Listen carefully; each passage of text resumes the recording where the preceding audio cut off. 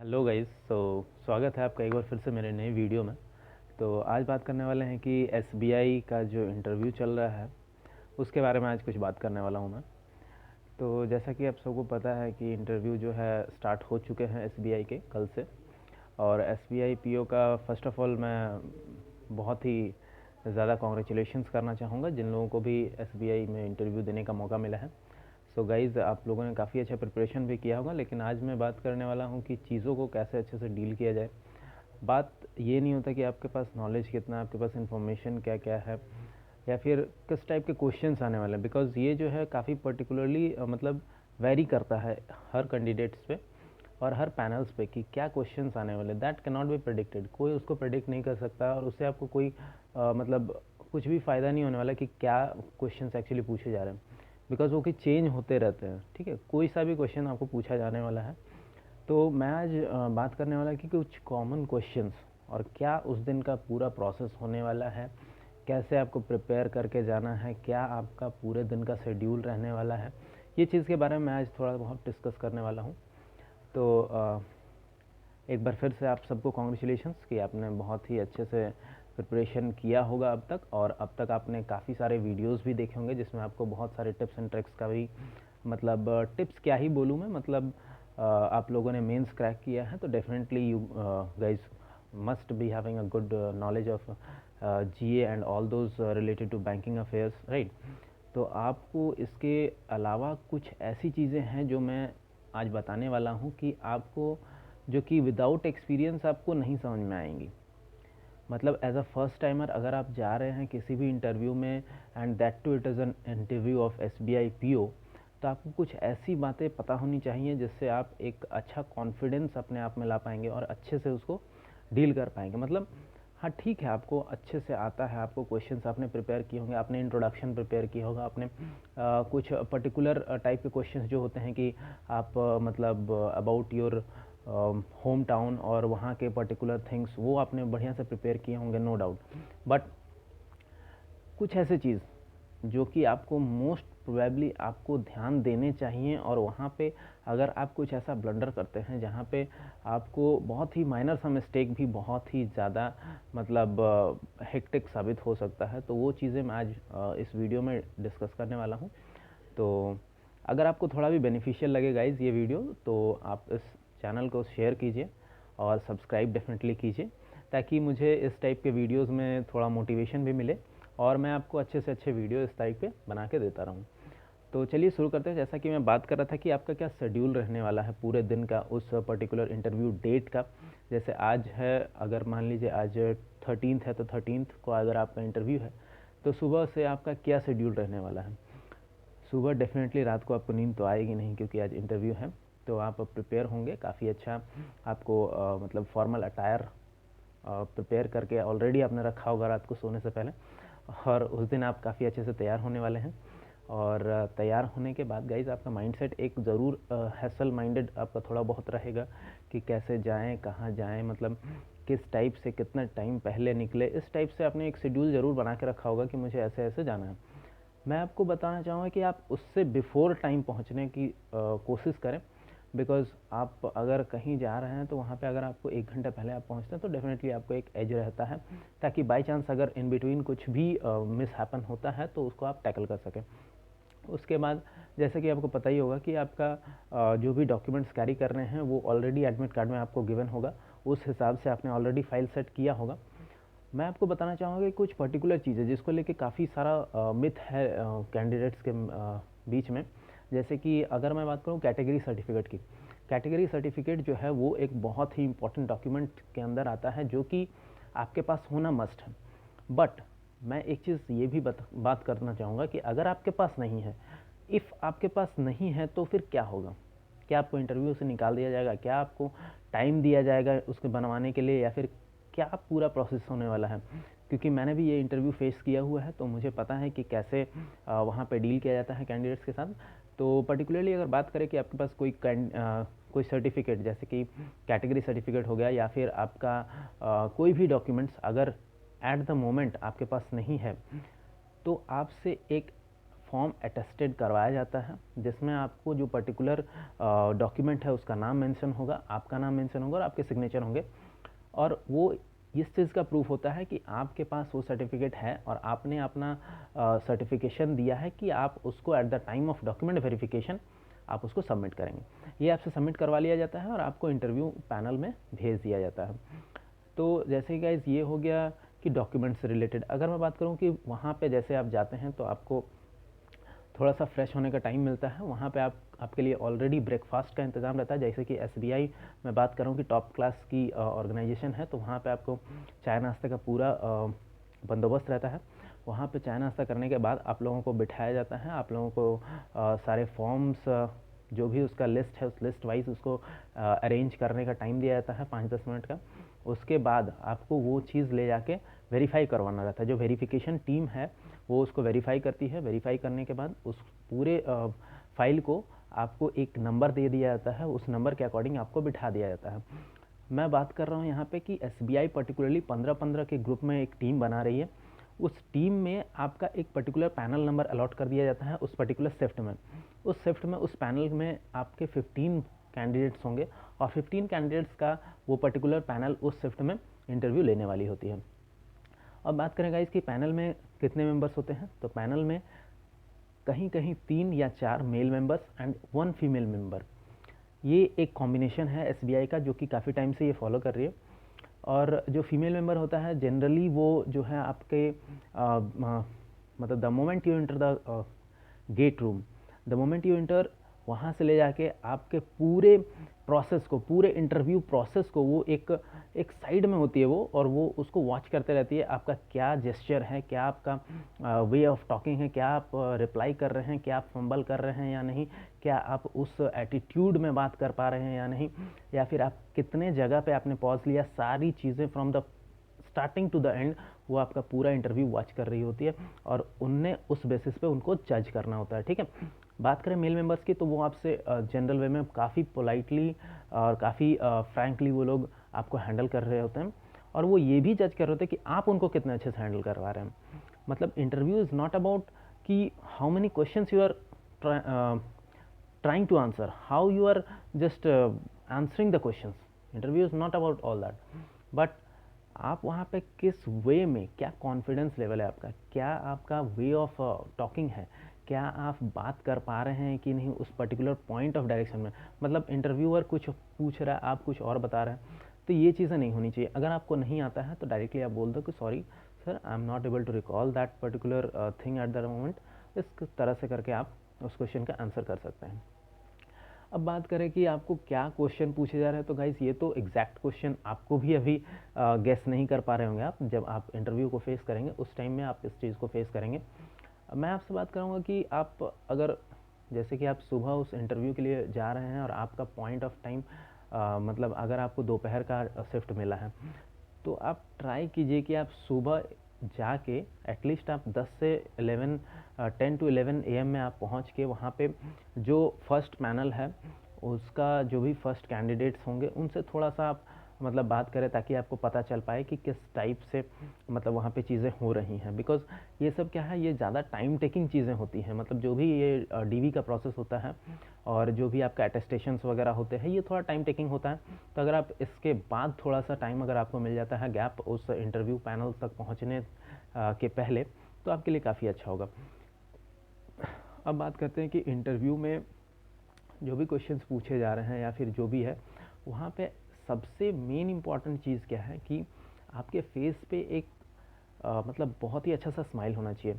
आपके फेस पे जो स्माइल होती है ना गाइस, तो वहाँ पे आप चीज़ें पॉजिटिवली ले जाते हो कहीं ना कहीं, और चीज़ें जो भी आपको क्वेश्चंस किया जाता है अगर आप वो नहीं आता है, मान लीजिए हो सकता है आपको नहीं आया, ठीक है, इन जनरल अगर कहीं ना कहीं एक लक फैक्टर भी काम करता है।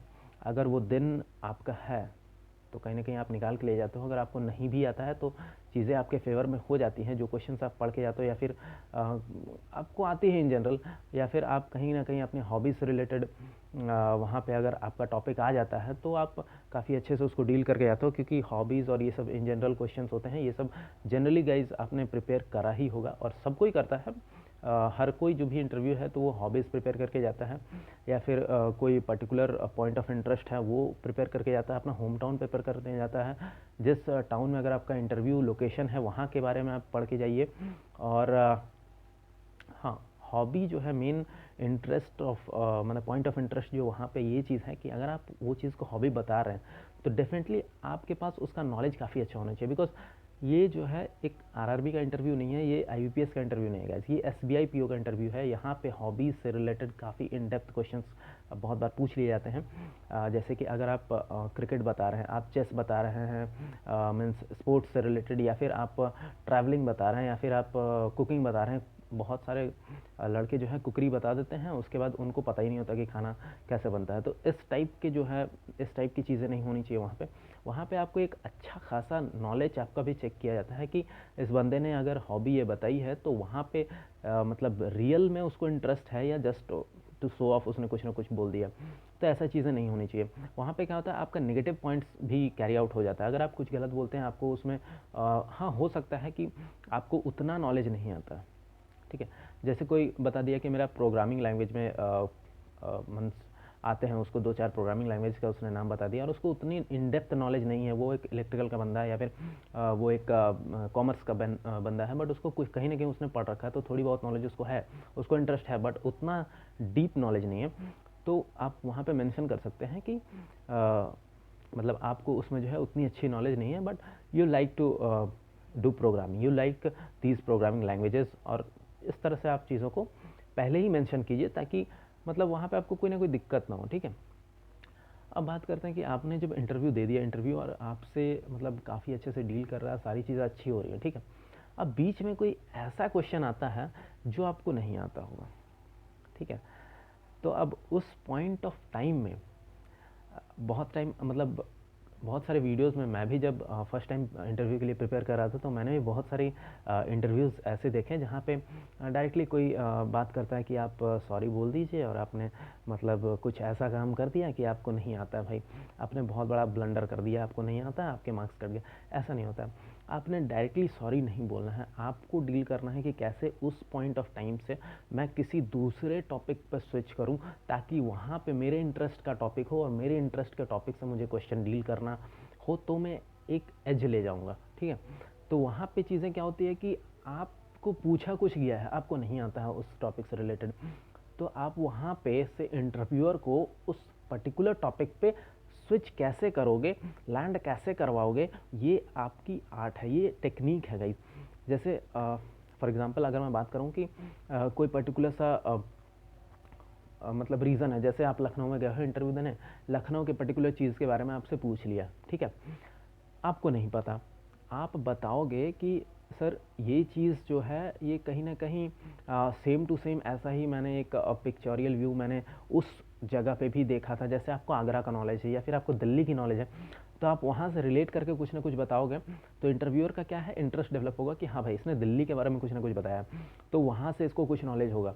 हाँ, अब ऐसा नहीं कि कुछ भी उठा के बोल दे रहे हैं और आपको कुछ पता ही नहीं वहाँ पे, तो ऐसी चीज़ें मत करना। मतलब मैं एक चीज़ आपको ये बता रहा हूँ कि कैसे आपको एक पॉइंट एक मतलब टॉपिक से दूसरे टॉपिक पे जंप करवाना है इंटरव्यूअर को ताकि वो आपके इंटरेस्ट में इंटरेस्ट ले, ठीक है। सो यहाँ पे कंपाउंडिंग की बात होने वाली है, जहाँ पे मतलब इंटरेस्ट पे इंटरेस्ट आपको अगर इंटरव्यूअर लेने लगा तो आपके लिए एक बेनिफिशियल हो जाएगा। और इस तरह से आप ट्राई कीजिए चीज़ों को हैंडल करने के लिए। और हाँ गाइस, लास्ट में क्या होता है कि जो फीमेल मेंबर होती है जो कि पॉइंट ऑफ टाइम से मतलब एकदम स्टार्टिंग से एंड तक आपको वॉच कर रही होती, कैसे आप बोल रहे हो, क्या मतलब एवरीथिंग, तो लास्ट में उनको बोला जाता है कि मतलब to ask you any question.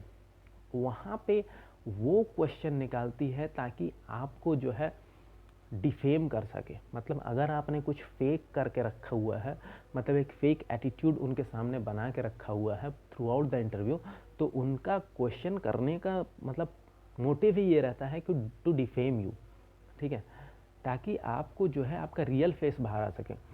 तो उनका पर्टिकुलर क्वेश्चन सारा चीज़ को एनालाइज करते हुए होता है कि क्या इस बंदे ने क्या आंसर दिया है, क्या ये होने वाला है, और क्या ये वीडियो में मतलब क्या ये जो है पूरे इंटरव्यू में रियल था या कुछ इसने फेक करने की कोशिश करी है। मान लीजिए आपने हॉबीज़ बता दिया, आप पढ़ के गए रात भर, आपको इंटरेस्ट डेवलप हुआ, सामने सुबह आपने पूरी चीज़ें बता दी।